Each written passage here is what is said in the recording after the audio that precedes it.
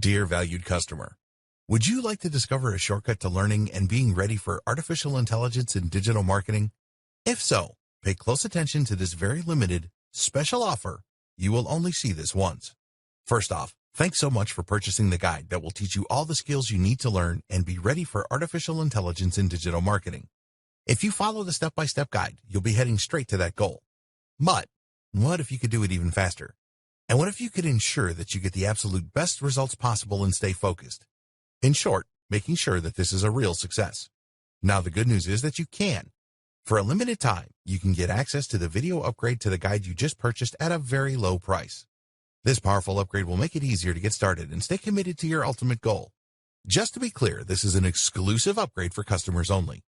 Why do you need to upgrade to the video version of Artificial Intelligence in Digital Marketing Guide?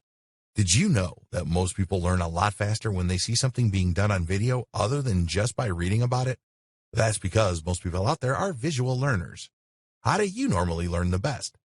Although the guide you just purchased gives you a step-by-step approach to learn and be ready for artificial intelligence in digital marketing, experience tells us that it requires learners to pay very close attention to the details to get the best results possible.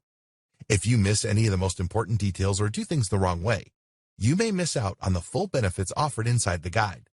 For that very reason, I've put together a video version to make it easier to get positive results quickly. The video version of the guide you just purchased will help you avoid missing any important key details that you might miss by only reading the guide. Stay focused and accountable, and follow through and make sure you get ongoing results. Ensure that the work you put in now keeps on giving you benefits long into the future. Introducing Artificial Intelligence in Digital Marketing Video Course. Are you ready to learn all the skills you need to learn and be ready for artificial intelligence in digital marketing a lot faster? If the answer is yes, click the link below. Of course, you're probably wondering how much this is going to cost, right? First off, cost is the wrong word. This upgrade is an investment that will pay for itself many times over. This is the next best thing to having an expert on the subject right beside you, showing you how it's done. Of course, hiring an expert would easily set you back hundreds of dollars. Luckily, you're not going to have to invest anywhere near that today to get the next best thing. Not only will you avoid many of the most common mistakes that people make when trying to learn and be ready for artificial intelligence in digital marketing, you'll notice immediate positive results in your achievements. And it's about to get even better. When you upgrade today, you'll also get this exclusive Fast Action Bonus, high-quality MP3s of the entire video version of the training, valued at $27. Don't have time to watch videos? I'm also providing you with 10 MP3s that you can use while you're on the go. Listen to them in the car, at home, or even at the office. All day, every day. And here's what's really great about this. You don't have to decide anything today. You get a full 30 days to go through the video training and decide if this is really for you. If for any reason or no reason at all, you're not 100% satisfied with everything you get inside, simply let me know and I'll refund every penny of your tiny investment. No questions asked. Here's how to get instant access to the video version today. Simply click the link below, enter your information, and you'll get instant access to the entire video training version plus the Fast Action Bonus MP3s. But please don't wait. You must grab this right now. In fact, if you close this page, you may never have the opportunity to upgrade to the video version of this ever again at an investment this low. Are you ready to make things happen a lot faster? If you prefer to learn by being shown how to do something and you want to get results quickly, this is for you. If you're really serious about how artificial intelligence will transform digital marketing and how to be ready, this is for you. And if you're one of those people that's a visual learner, you need this. Here's to becoming the most productive you that you can be. Remember, if you close this page, you may never see this again at such a low investment. There's no risk. Try this out for 30 days and then decide if it's for you. It doesn't get any easier than that. Dear valued customer, would you like to discover a shortcut to learning and being ready for artificial intelligence in digital marketing? If so, pay close attention to this very limited, special offer. You will only see this once. First off, thanks so much for purchasing the guide that will teach you all the skills you need to learn and be ready for artificial intelligence in digital marketing. If you follow the step-by-step guide, you'll be heading straight to that goal. But what if you could do it even faster? And what if you could ensure that you get the absolute best results possible and stay focused? In short, making sure that this is a real success. Now, the good news is that you can. For a limited time, you can get access to the video upgrade to the guide you just purchased at a very low price. This powerful upgrade will make it easier to get started and stay committed to your ultimate goal. Just to be clear, this is an exclusive upgrade for customers only. Why do you need to upgrade to the video version of Artificial Intelligence and Digital Marketing Guide? Did you know that most people learn a lot faster when they see something being done on video other than just by reading about it? That's because most people out there are visual learners. How do you normally learn the best? Although the guide you just purchased gives you a step-by-step approach to learn and be ready for artificial intelligence and digital marketing, experience tells us that it requires learners to pay very close attention to the details to get the best results possible. If you miss any of the most important details or do things the wrong way, you may miss out on the full benefits offered inside the guide. For that very reason, I've put together a video version to make it easier to get positive results quickly. The video version of the guide you just purchased will help you avoid missing any important key details that you might miss by only reading the guide. Stay focused and accountable, and follow through and make sure you get ongoing results. Ensure that the work you put in now keeps on giving you benefits long into the future. Introducing Artificial Intelligence in Digital Marketing Video Course. Are you ready to learn all the skills you need to learn and be ready for artificial intelligence and digital marketing a lot faster? If the answer is yes, click the link below. Of course, you're probably wondering how much this is going to cost, right? First off, cost is the wrong word. This upgrade is an investment that will pay for itself many times over. This is the next best thing to having an expert on the subject right beside you, showing you how it's done. Of course, hiring an expert would easily set you back hundreds of dollars. Luckily, you're not going to have to invest anywhere near that today to get the next best thing.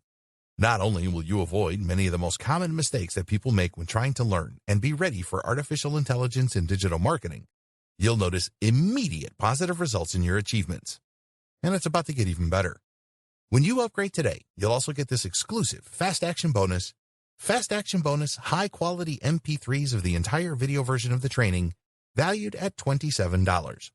Don't have time to watch videos? I'm also providing you with 10 MP3s that you can use while you're on the go. Listen to them in the car, at home, or even at the office. All day, every day. And here's what's really great about this. You don't have to decide anything today.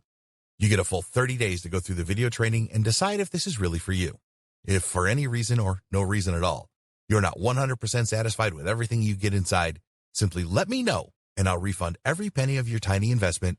No questions asked. Here's how to get instant access to the video version today. Simply click the link below, enter your information, and you'll get instant access to the entire video training version plus the Fast Action Bonus MP3s. But please don't wait. You must grab this right now.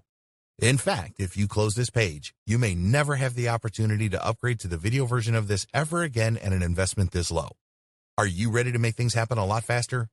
If you prefer to learn by being shown how to do something and you want to get results quickly, this is for you. If you're really serious about how artificial intelligence will transform digital marketing and how to be ready, this is for you. And if you're one of those people that's a visual learner, you need this. Here's to becoming the most productive you that you can be. Remember, if you close this page, you may never see this again at such a low investment. There's no risk. Try this out for 30 days and then decide if it's for you. It doesn't get any easier than that. Introduction. Being smart in business means knowing what's just around the corner. It means thinking ahead and preparing for inevitable changes that will impact the way business is conducted. This is what allows a business to be resilient and to thrive in a changing environment. Digital marketing is no different. In fact, in his book, The Personal MBA, author Josh Kaufman discusses the value of counterfactual simulation.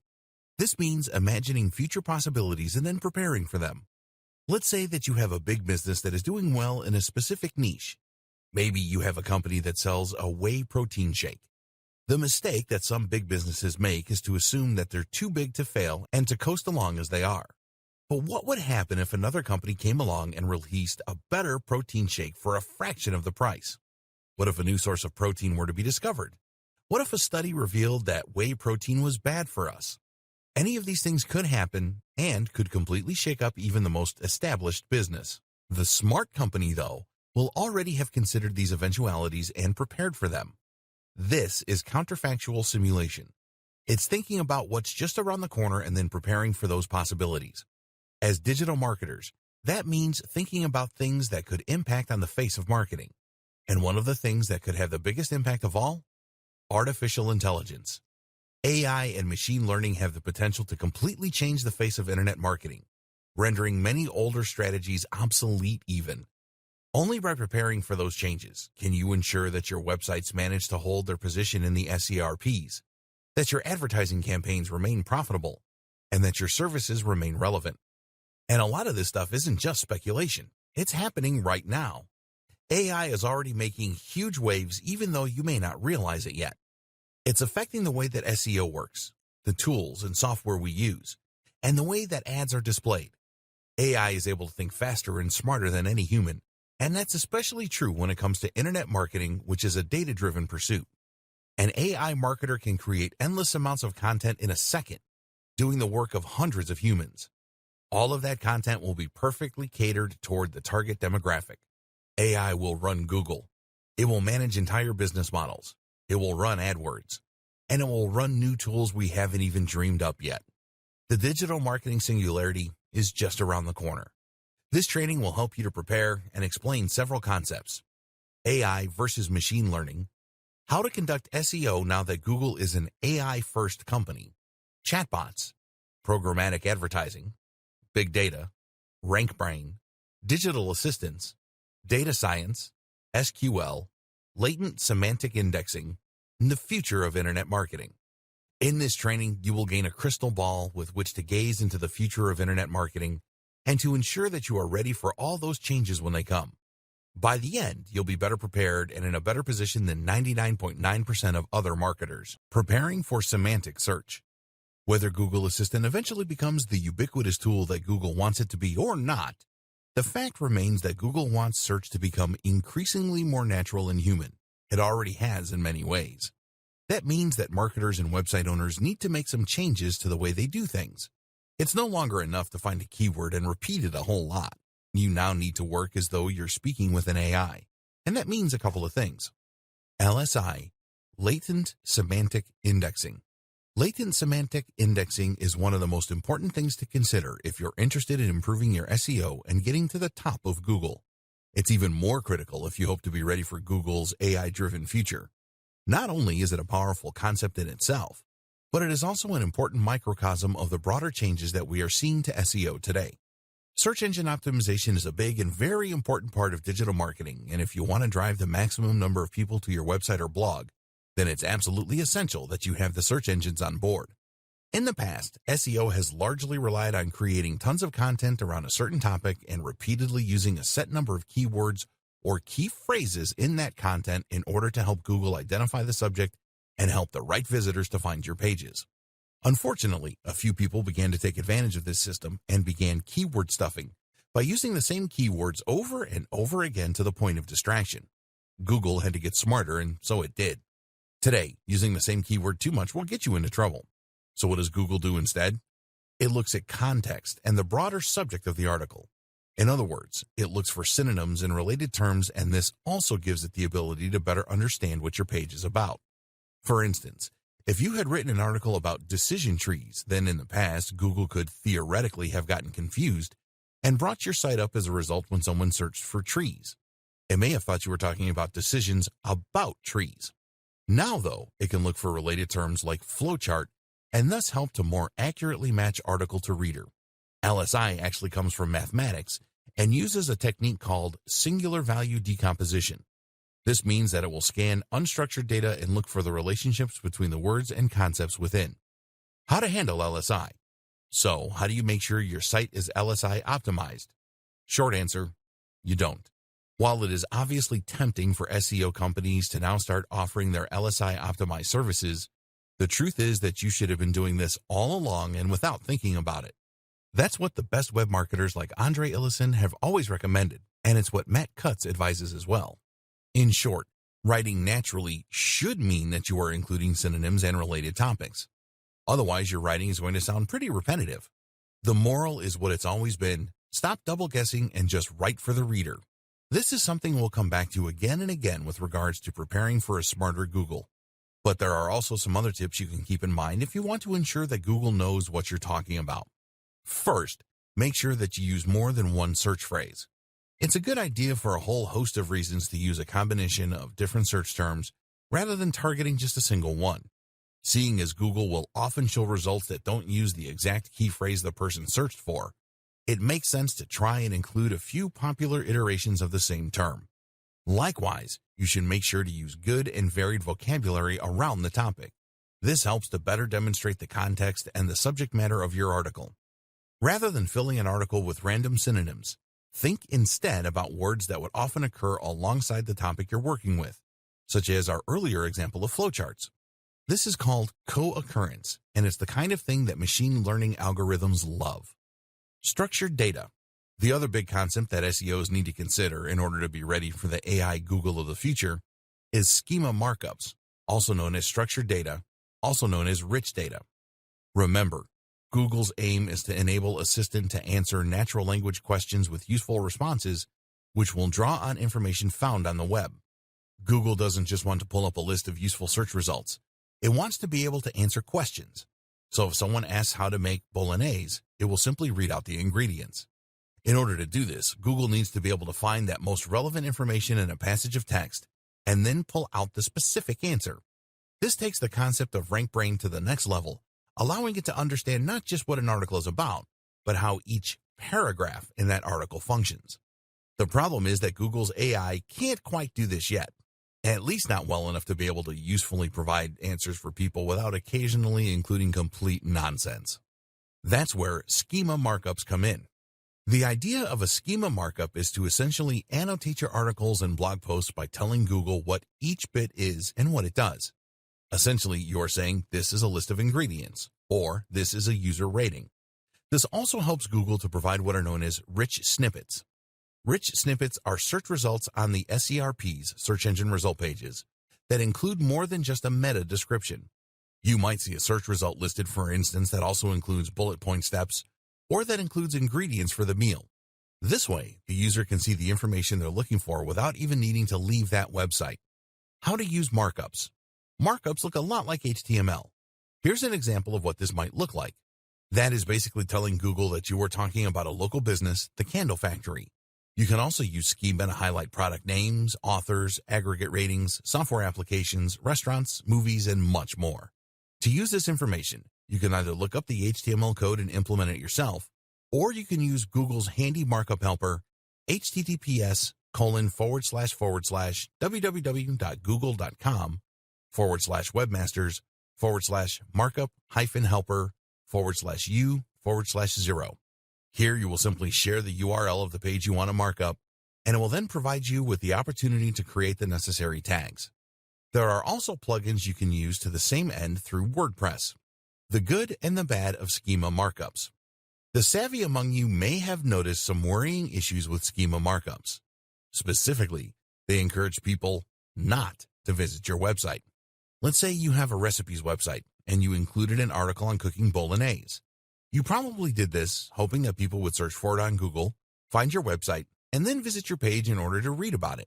In doing so, they might also click on a few ads, they might buy an affiliate product, or they might just remember your brand so they come back again in the future.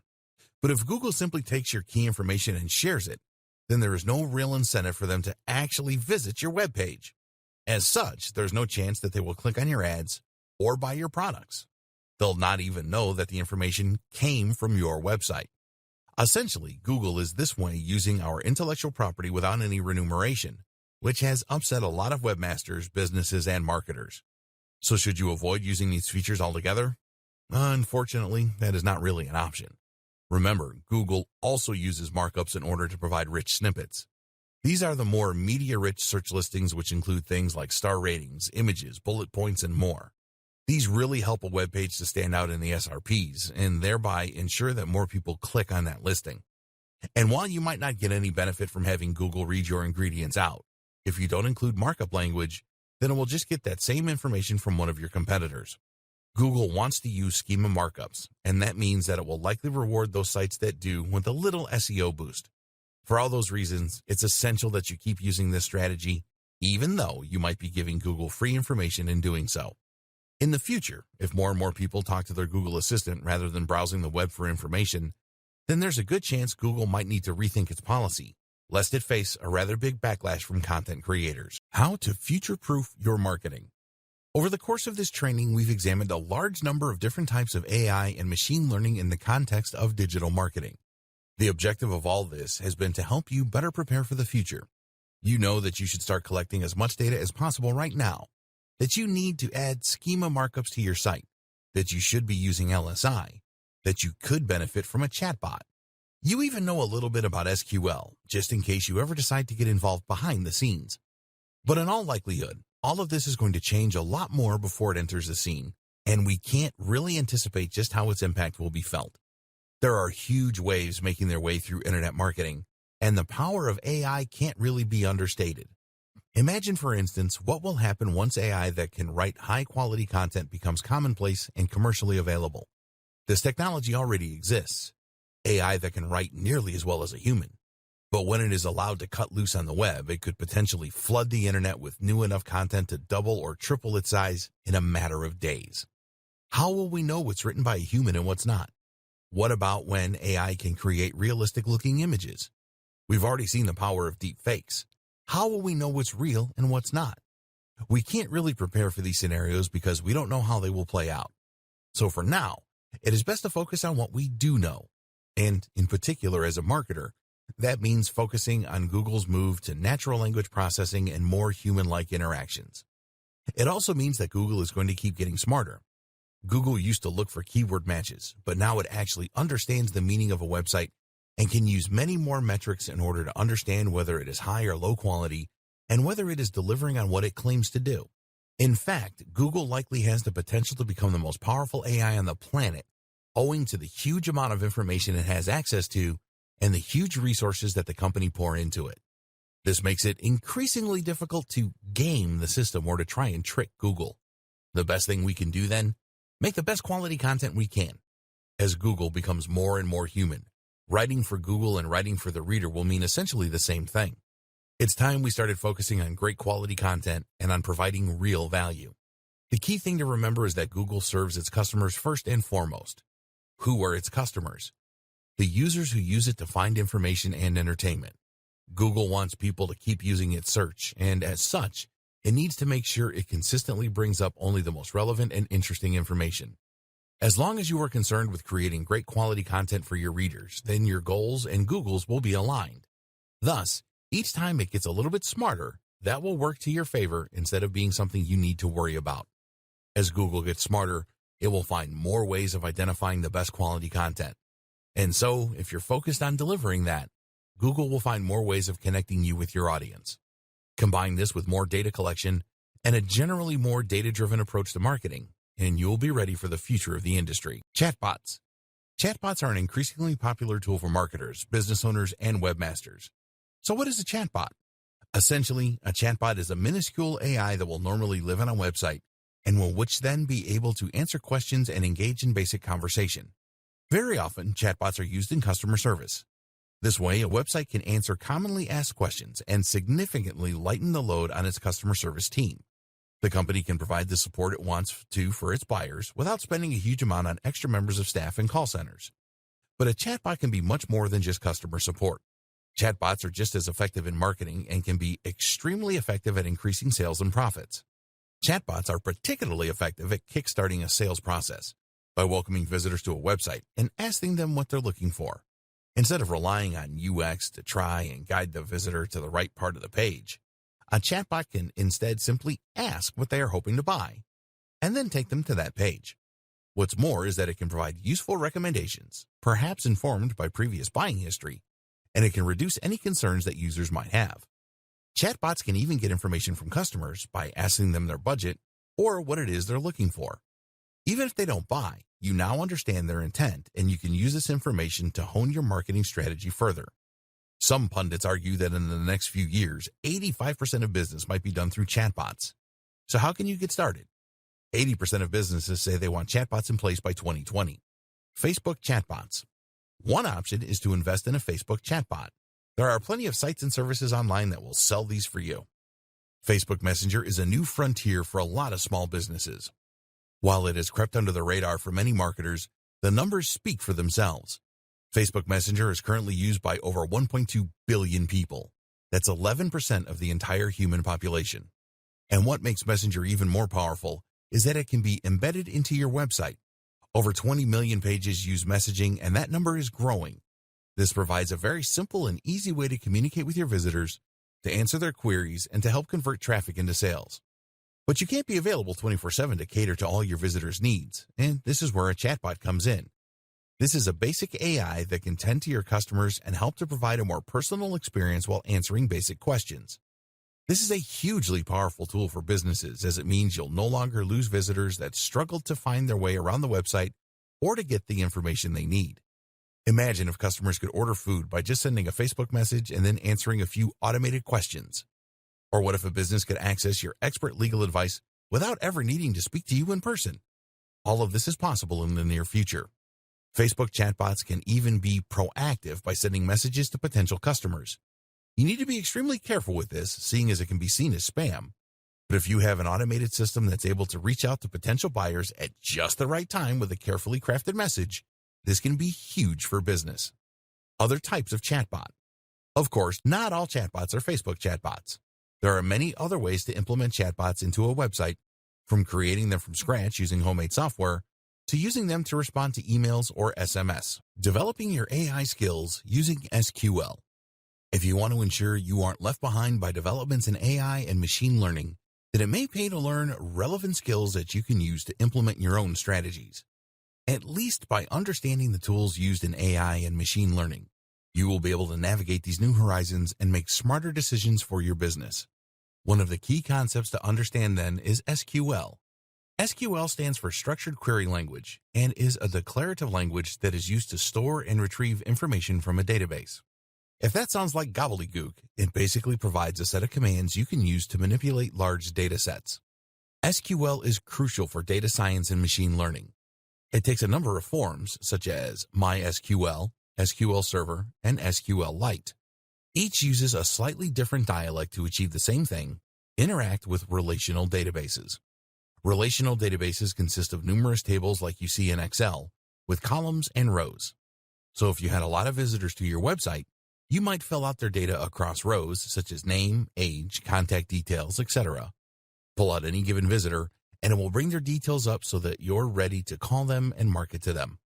SQL then allows you to do things like creating whole new tables or inserting new rows, columns, or cells. You can do this with simple commands like create table and insert into. To make a new database, you first need to use a command to make it, and from there, you can then begin inserting tables like so. One of the most powerful commands is something called select, which allows you to retrieve information across one or more tables. For instance, you can use this to get the details of anyone over a certain age, like so. Group by is a command that lets you group results according to certain conditions. Cursors let us move through sets of data and make changes. While this all might seem quite simple, combined with huge amounts of data, these simple commands can yield fascinating results and be extremely useful in informing future decisions. This is essential how machine learning works. And if you ever want to work as a data scientist to employ big data solutions or machine learning applications, this is what you will need to know. Email marketing. The key to success on the web is not just to gain traffic, but also to control that traffic. What does that mean? It means that you need to know how to decide which of your visitors you want to talk to at any time. It means that you need to understand your visitors and to know what they are thinking, what their moods are, and what they're interested in at any given time. And it means you need to know how and when to strike when it comes to selling products or encouraging people to sign up to your mailing list. This is a theme we've seen come up time and again with machine learning and AI, and email marketing is no different. You can do all this by building a mailing list and then segmenting that list. First, let's go over the basics of email marketing again for those that aren't familiar. Email marketing is, of course, the process of marketing via email. In other words, this means you're going to be building a big list, a collection of emails, and you'll do this by asking visitors to your site to share their contact details when they land on your homepage. This, in turn, requires an autoresponder. An autoresponder is a tool that you use to create email forms and then to manage all of the contacts on your list. You can use the form somewhere on your page to let people input their details, and you'll use the autoresponder to actually send all your emails. It should be immediately apparent what the value of this is. Sending all your emails manually using Gmail or another web client is not easy and would likely result in many not getting delivered. You'd have to send lots of different emails for longer lists, and you need to manually manage any requests to subscribe or unsubscribe. An autoresponder manages all of that for you, so you just need to write one email and then click send.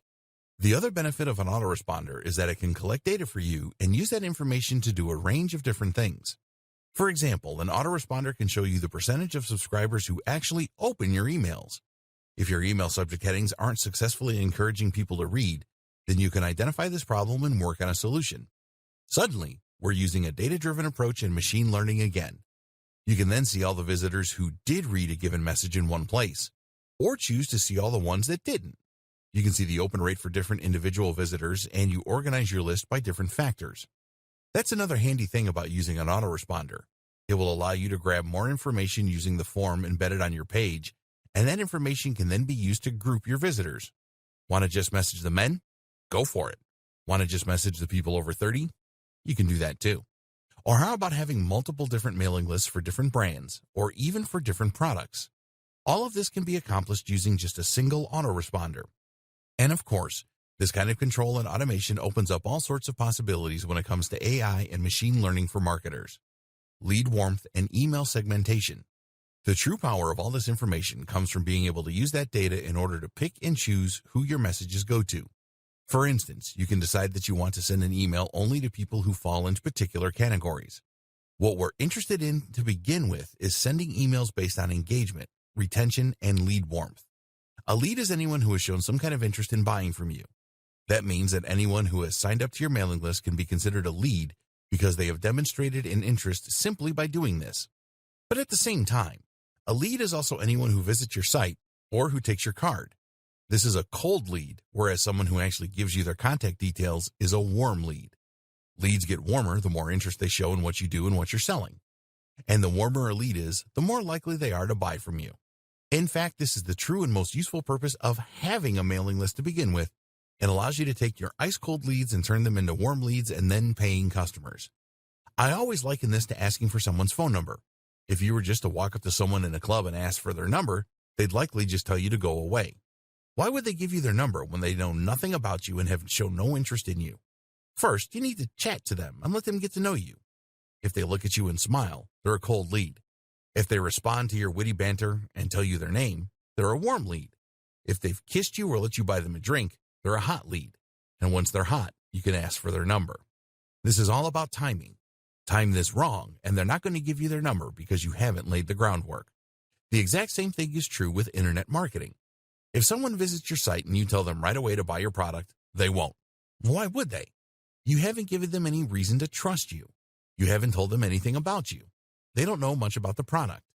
Ask them to hand over their email after a few blog posts, though, and you can gently start to increase engagement.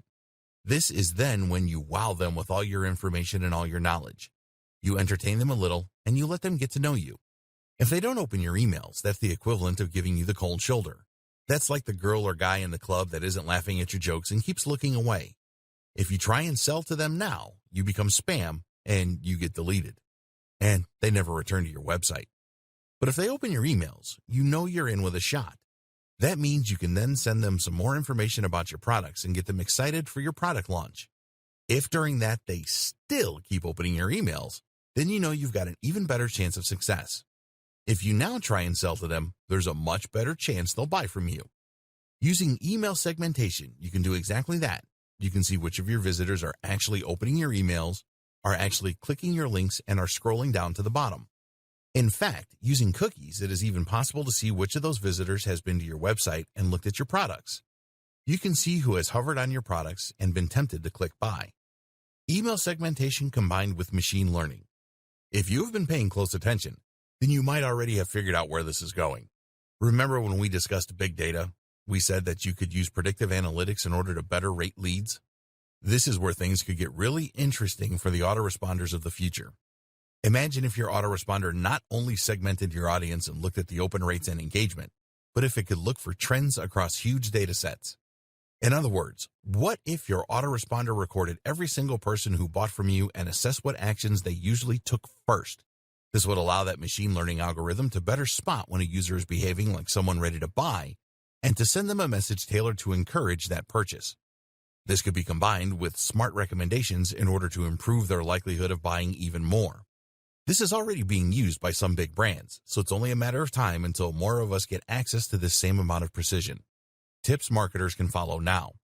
For any of that to work, you also need to make sure that people are signing up to your mailing list in the first place. Again, this will help us to prepare for the AI-powered future. There are a few ways you can encourage this.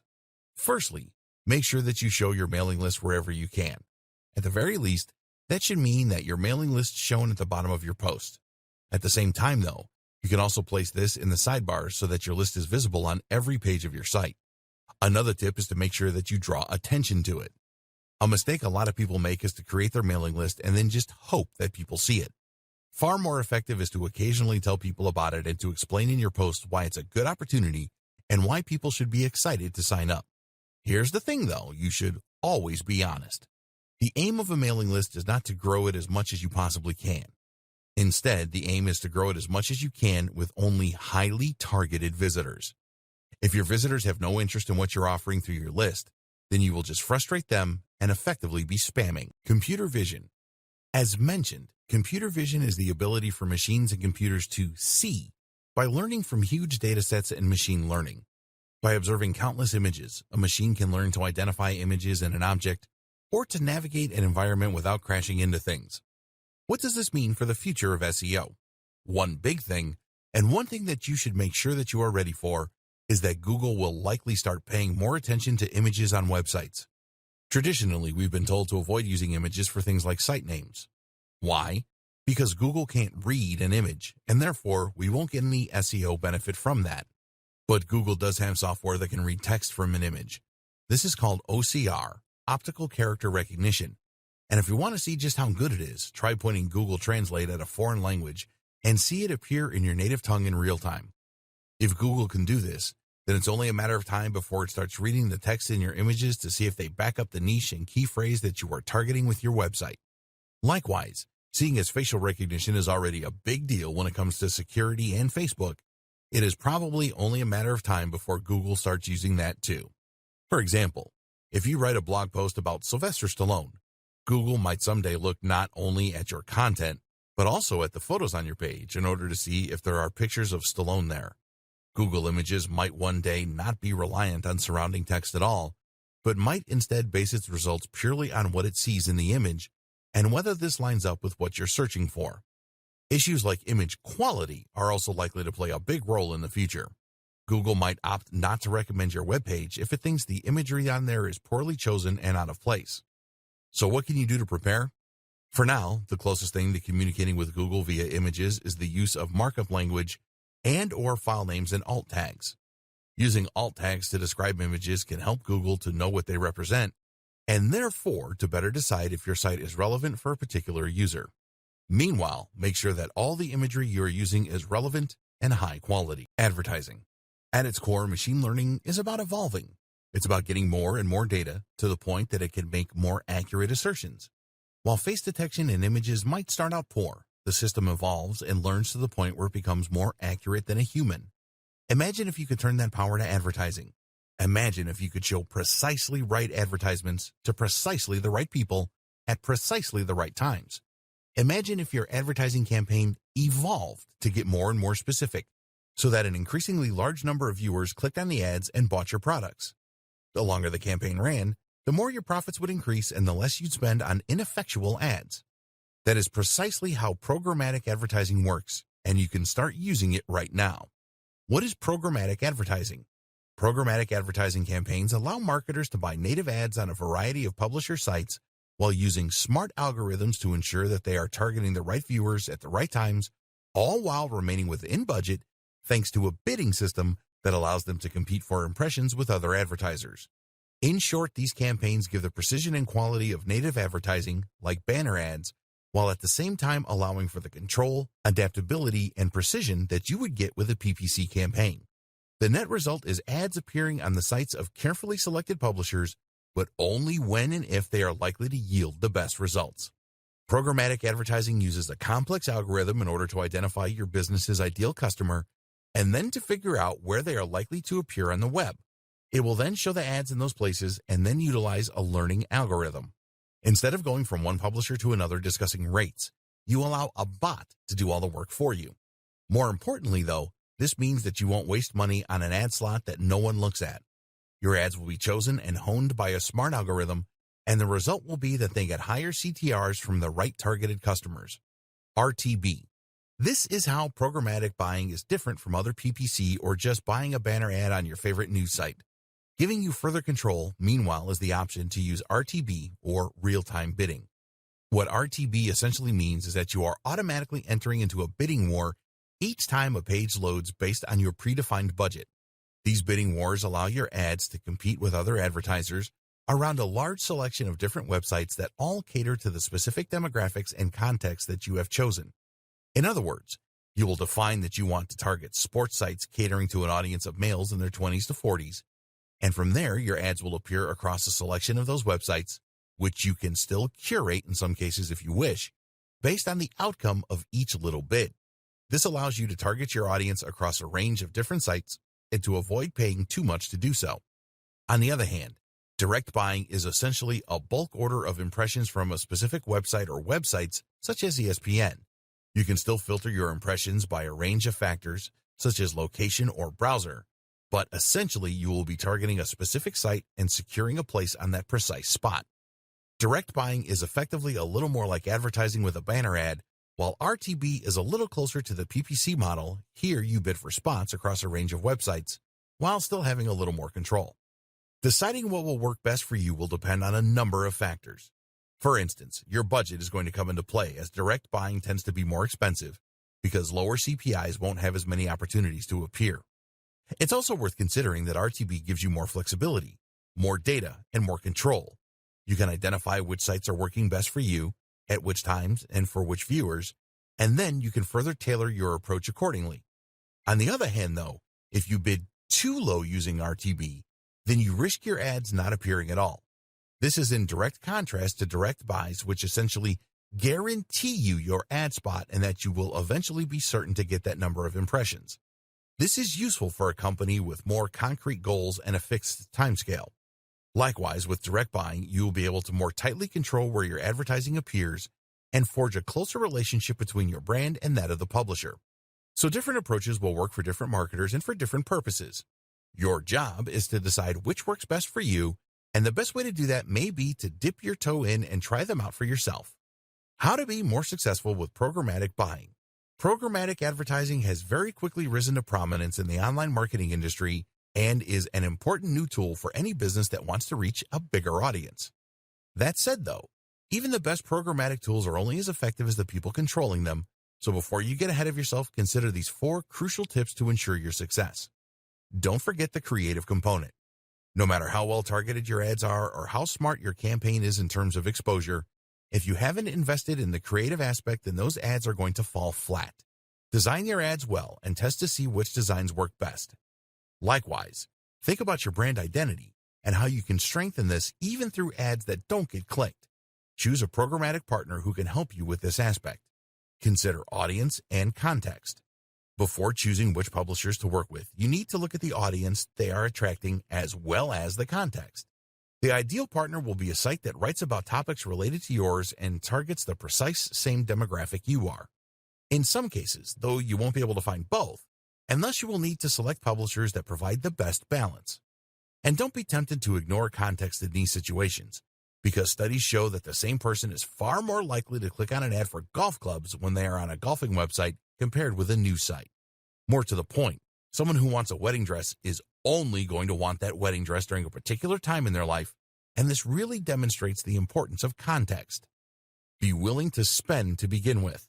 The beauty of programmatic advertising is that you can directly manage your spending in real time to ensure you get the maximum exposure whatever your budget.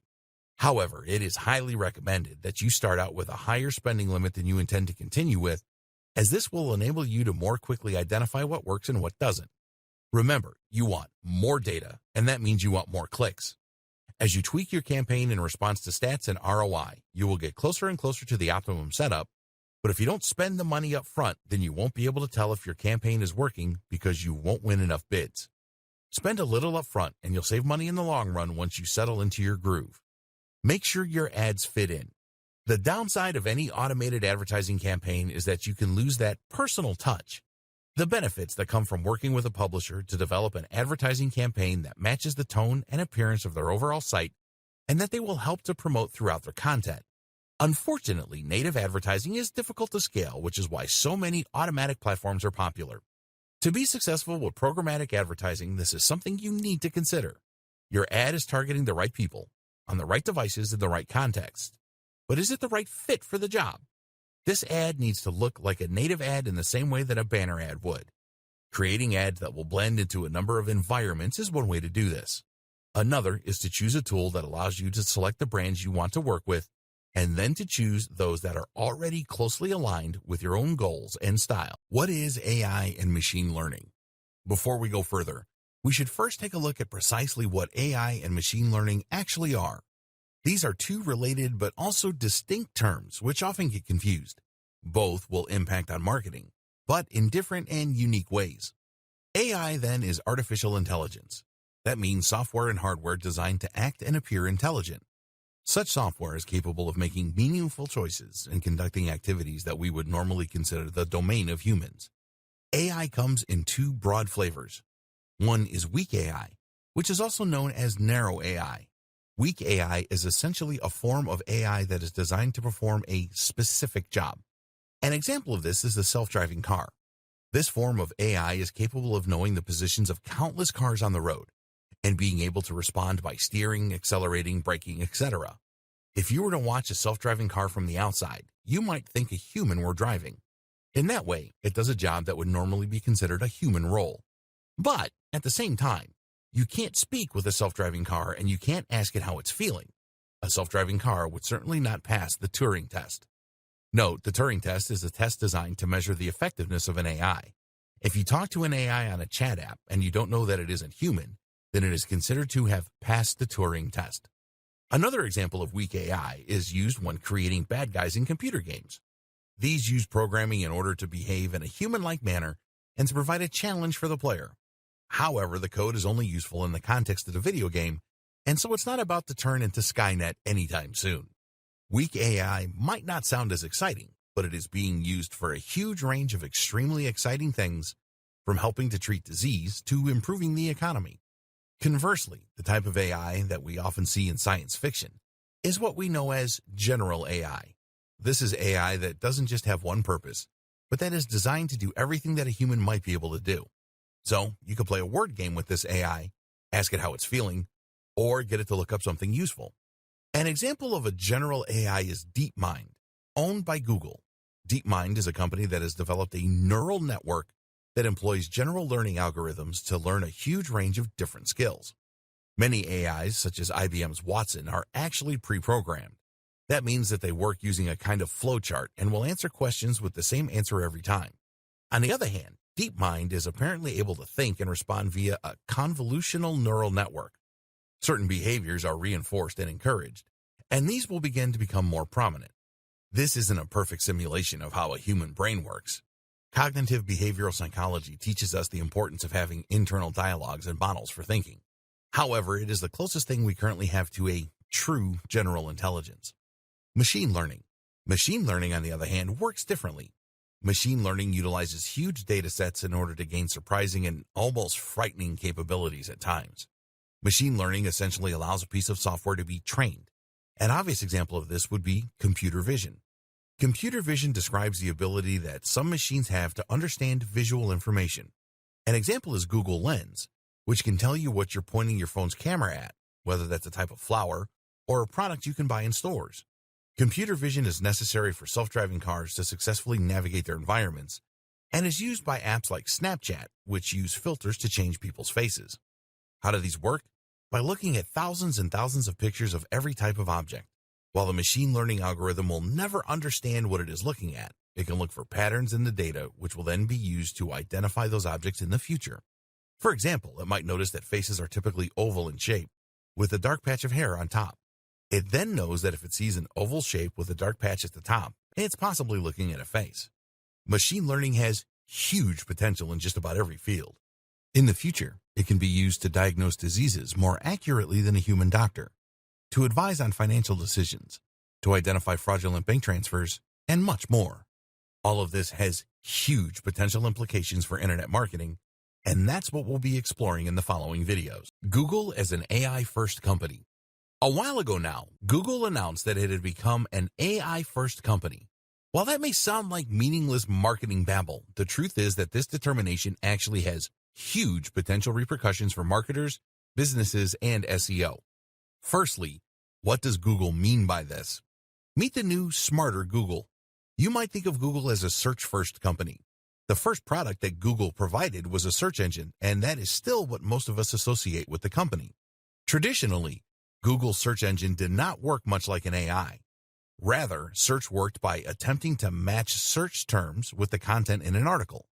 This is why the advice for SEOs was to insert lots of key phrases into their articles so that Google spiders could read that content and quickly identify that it would be a good match for what the person was searching for. As we all know, this didn't work out perfectly for Google. Lots of unscrupulous marketers abused the system by inserting hundreds of search terms into every article, which in turn meant that content Google would show to the user would be garbled and unreadable. That's why, over time, Google has begun to work more and more like an AI. Now, Google no longer attempts to look for exact keyword matches. Instead, Google tries to answer questions that you ask it. It does this by trying to understand what the user is looking for along with the context, and then to provide relevant answers through its search. RankBrain. Google is able to do this through machine learning. Specifically, it uses a form of natural language processing, which Google refers to as RankBrain. RankBrain is at least partly responsible for helping Google to cope with phrases and words that it hasn't seen before. If RankBrain identifies a word it isn't familiar with, then it can guess what it might mean based on context and based on its usage elsewhere. This helps Google to deal with unusual searches that it hasn't seen before without simply matching search terms to content in articles. Search queries are turned into word vectors called distributed representation. These are words and phrases that are close to each other in meaning and context. RankBrain will then try to map the query into words it understands or clusters of similar words. From there, it insinuates what the searcher actually means and is looking for and provides results on that basis. RankBrain also understands the relationships between words and the way that they work together. At one point, joining words such as the or and were ignored by Google. Now, Google understands the importance of these phrases and the way in which they impact on the intent of the user. Like all the best machine learning algorithms, RankBrain attempts to improve over time and adapt to users. It can see which results get clicked the most and thereby know when it is doing well and when it is getting things wrong. As such, it is able to improve search results for any given keyword quickly through algorithmic testing, which is helping to weed out low-quality content that attempts to game the system. RankBrain works using a tensor processing unit, TPU, which is an AI-specific piece of hardware stored in Google's data centers. This is a specific chip that is better able to handle the specific challenges of machine learning tasks. Google's further plans. Over the past few years, Google may have seemingly diversified. It now makes smartphones, it now makes self-driving cars, and it now makes apps like Google Lens. But at the heart of all these initiatives is some form of AI or machine learning.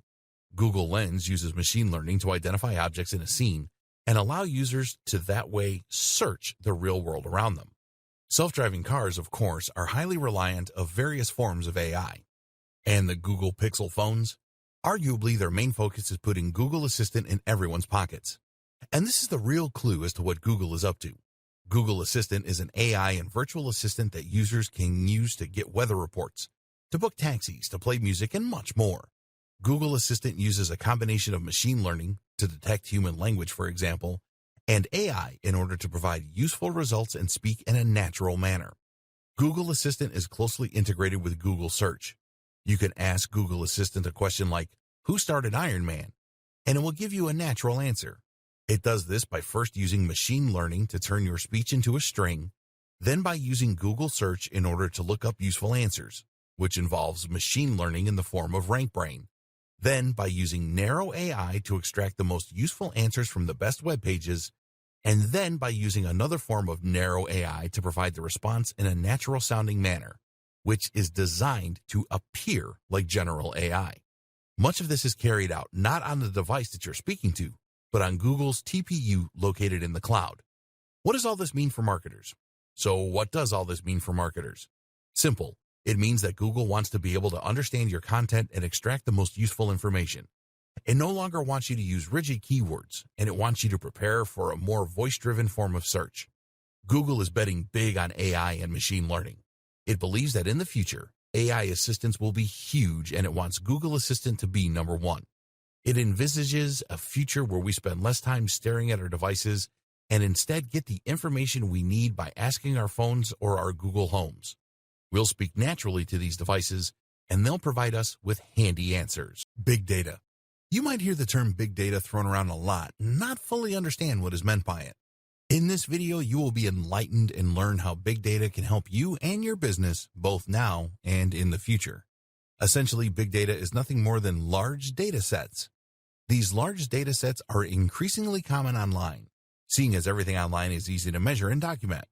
If you think about a company like Google, it has immense data sets that it works from, describing the search history of billions of users.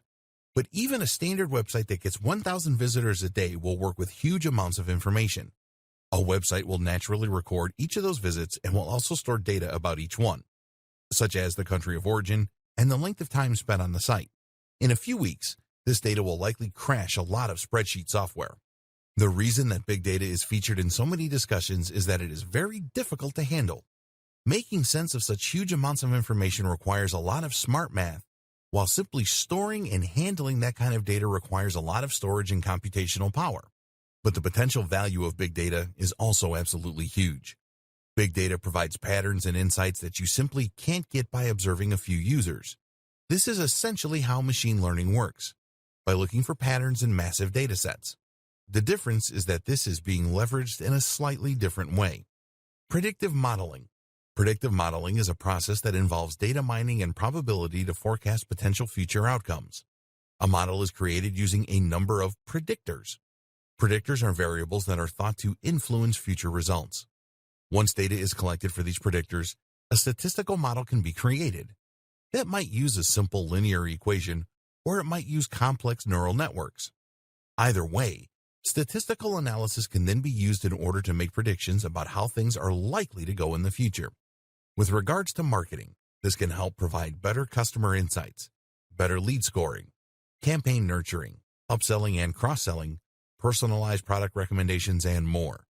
Amazon is an example of a site that uses big data in order to provide personalized product recommendations.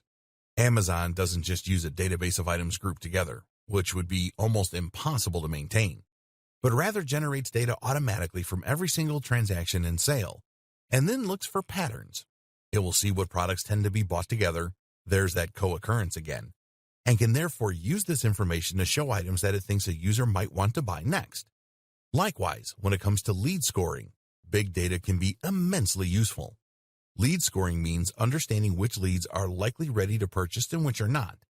This is immensely useful information for companies that might want to send sales letters to the cross-section of their mailing list that they think will actually buy from them, rather than being put off by the amount of sales material they're receiving. Amnesty International uses segmentation and predictive modeling techniques in order to better identify the right groups to market toward. By collecting data and then looking at what that data reveals about the kinds of people who donate, Amnesty International knows who it should be targeting with its ads, how much they are likely to spend, and how they're likely to do it. Any charity can benefit from this kind of data analysis, as can any business. Collecting big data. If you want to start collecting data for your business, there are a wide number of plugins and tools you can use to do so. You should find that a lot of tools, such as Google Analytics, will allow you to export massive amounts of data in order to work on. You can then choose to use this information yourself or outsource it to a data science organization that can use that information to provide valuable, useful insights. Another good idea to prepare yourself for the future is to allow users to create profiles. By doing this, you can collect much more data on individual users and in future provide better recommendations on an individual basis too. This is something that stores have been doing for decades with loyalty cards. But of course, the digital nature of selling online creates even more potential opportunities.